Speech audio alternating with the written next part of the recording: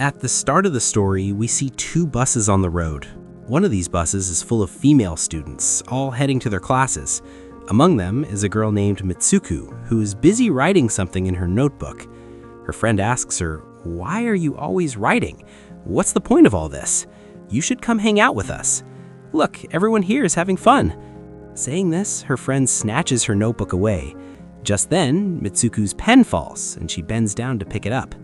As soon as she bent down, we saw something invisible rushing by so fast that it sliced through those girls in both buses in half, splitting everyone here into two groups. Since Mitsuko bent down to pick up her pen, she was the only one left here. When she stood up and saw the scene around her, she was really shocked and scared. She immediately got off the bus and started running away.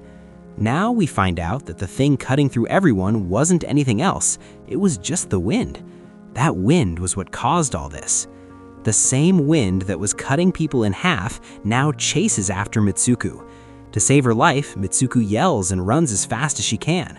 While running, she sees 4 girls ahead and tells them to duck, but it's already too late. The wind slices 3 of the girls in half. Mitsuko managed to save one of them. As they were just getting up, they see some girls cycling by. Those girls were heading somewhere, and Mitsuko and the others try to save them too, but the wind gets to them as well. She does exactly what just happened to those friends of hers.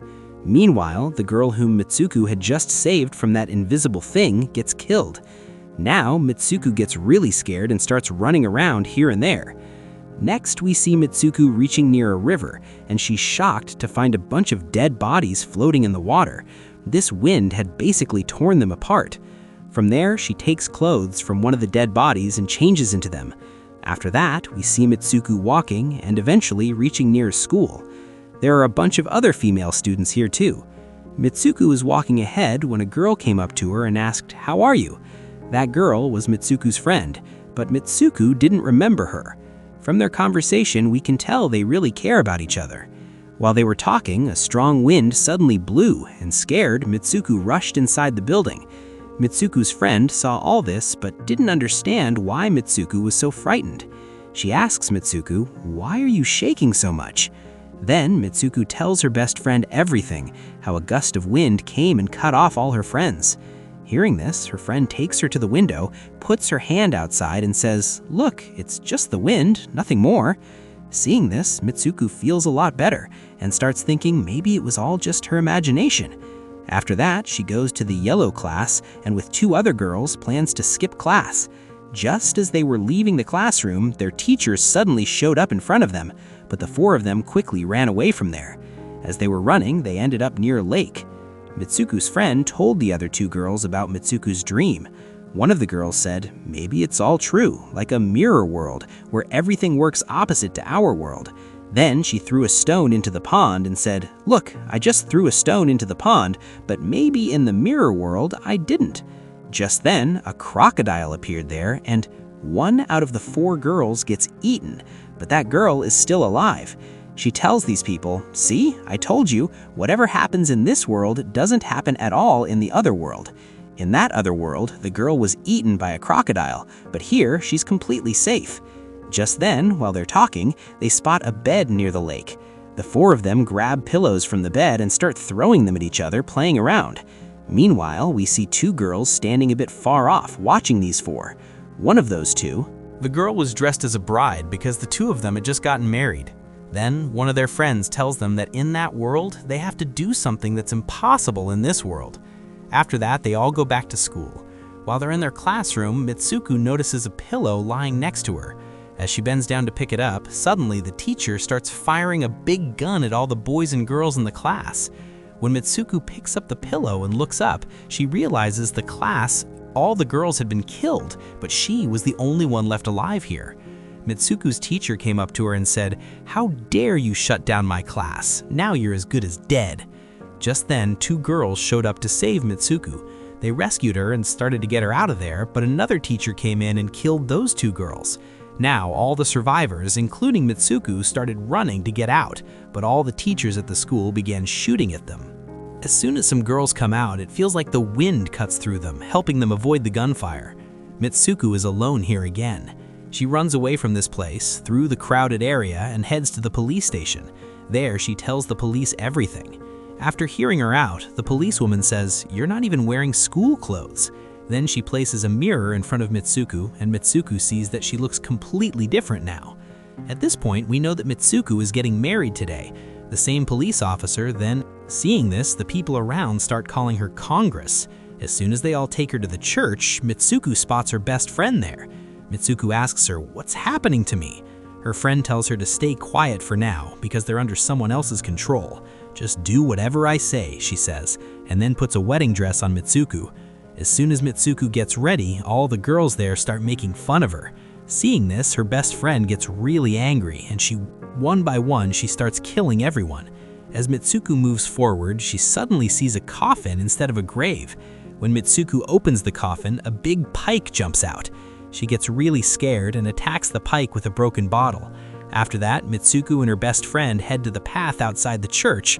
There, two girls are blocking the gate trying to stop them, but Mitsuko's best friend fights them off and they get through. Meanwhile, Mitsuko was running in the other direction, but while running, she caught a glimpse of her own face in a mirror. Once again, she saw that her face had changed. Right where Mitsuko was standing, a race was happening. Some girls came up to her and said, "You're such a great racer, so why are you just standing there? Why aren't you running?" That made her start running. As she ran, she saw her dead friends, those who had been killed at her school not long ago. Just then, her best friend showed up too. They noticed that the same pigs and the same women they just met a little while ago are all coming towards them. While running away, some girls tell Mitsuko to get out of this world. Then we see Mitsuko running into a deserted, dark place. There, she spots some students all wearing uniforms, and all the girls tell Mitsuko that they're all dead and they're going to kill her too. But just then, Mitsuko's best friend shows up and stops them. After killing Ko and saving Mitsuko, her best friend takes her away from there. Mitsuko's best friend asks her to shout her name loudly. Hearing her friend, Mitsuko calls out her name loudly. At that moment, Mitsuko returns to her true form. Her best friend shows her hand and says, "Please pull these wires attached to my hand so I can leave this world." But Mitsuko is scared that pulling the wires might harm her friend, and she doesn't want to do that. However, because her friend kept pushing her, she pulled those wires. As soon as she pulled the wires, her best friend's body split into two parts. Right then, she noticed a gate nearby. After stepping through that door, she realized she had entered the world of men. There were even posters of her put up there, and some boys were looking at them. Then, one boy came up to Mitsuko and said, "You're in the future." Hearing that, she fainted. After a while, when she came to, she kept moving forward. She saw an old man playing a game. Mitsuko looks just the same as she does now. Seeing her here, the old man starts saying, "I'm the one who made this game, and I'm the one controlling you all. You were actually killed a long time ago, but I took your DNA and brought you back to life." When Mitsuko finds out that this is all just a game, she thinks she can still go back to her real world. Just then, a man shows up and calls Mitsuko over. The old man tells Mitsuko to complete his final level. She starts moving forward when Mitsuko suddenly remembers what her friend said, that if we do something in this world that's impossible in that world, we might be able to get out of the game. Thinking this through, Mitsuko strangles the man. Then she goes over to the old man, grabs his cane, and stabs herself in the stomach with it, which leads to her death. Here, we see that the old man never expected Mitsuko to do something like this. Now, Mitsuko's destiny is fully sealed. She's already changed in the game, she's dead there, but she's still alive in the real world.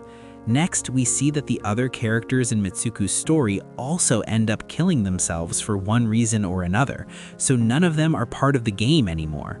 In the next scene, we see Mitsuko lying on a snowy mountain, and now she's back in the real world. That's where the movie ends.